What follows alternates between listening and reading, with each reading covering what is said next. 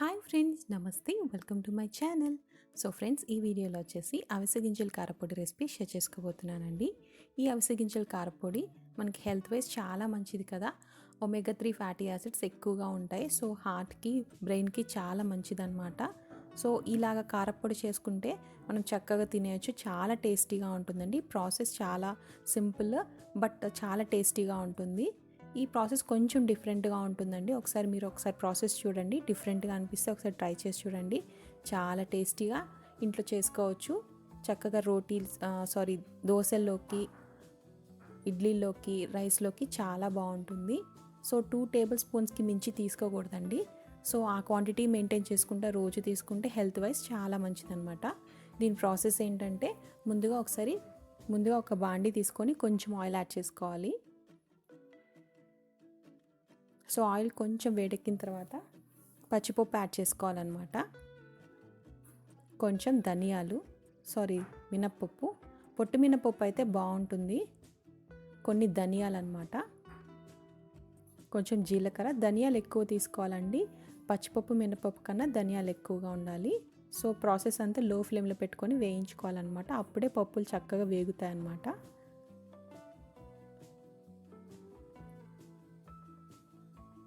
So చూడండి, colour మారినాయి, చక్కగా వేగిపోయినాయి అన్నమాట. ఆ పచ్చిపప్పు, మినపప్పు, ధనియాలు కూడా చక్కగా వేగిపోయినాయి. ఇప్పుడు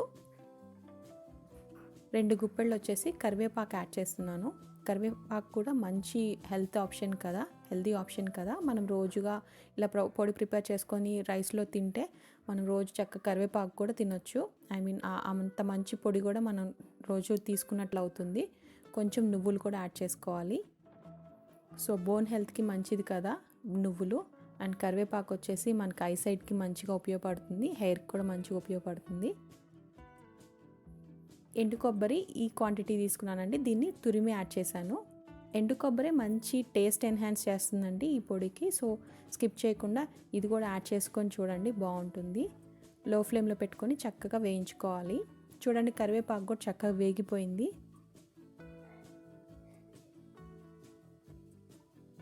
సో ఇలా వేయించుకున్న తర్వాత వీటిని ఒక ప్లేట్లో తీసుకొని చల్లార్చుకోవాలన్నమాట. తర్వాత మిగతా వేయించుకోవాలి. ఇప్పుడు అదే బాండీలోకి మనం ఎండుమిర్చి వేయించుకోవాలి.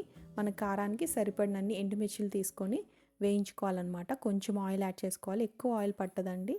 కొంచెం ఆయిల్ యాడ్ చేసుకొని ఎండుమిరపకాయలు వేయించుకోవాలి.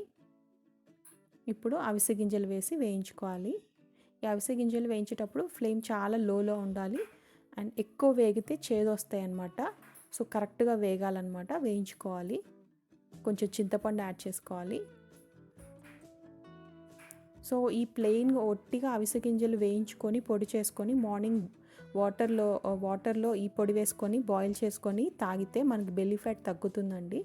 సో ఇలా వేయించుకున్న తర్వాత ఫ్లేమ్ ఆఫ్ చేసేసుకొని చల్లార్చుకోవాలన్నమాట. తర్వాత ముందు వీటి వరకే పౌడర్ ప్రిపేర్ చేసుకోవాలి. మిక్సీ జార్లో వేసుకొని ఎండుమిరపకాయలు, అవిసె గింజలు వీటి వరకే ముందు పౌడర్ ప్రిపేర్ చేసుకొని తర్వాత మిగతావి యాడ్ చేయాలి. ఇప్పుడు వాటికి కొన్ని వెల్లుల్లి రెబ్బలు, కొంచెం సాల్ట్ యాడ్ చేసామనుకోండి, ఇంకా కరెక్ట్గా అన్నీ వేసినట్లు అవుతుంది. ఒకసారి మిక్సీ పట్టుకొని బరగ్గా పొడి ప్రిపేర్ చేసుకుంటే అవిసె గింజల కారపొడి రెడీ అవుతుంది. అన్నంలోకి, ఇడ్లీలోకి, దోశలోకి బాగుంటుంది. ఒకసారి ట్రై చేసి చూడండి, చాలా బాగా కుదురుతుంది.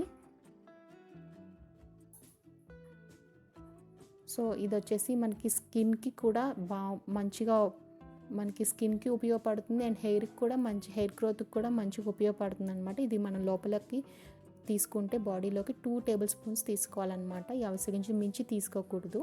అది ఒకసారి గుర్తుపెట్టుకోవాలండి.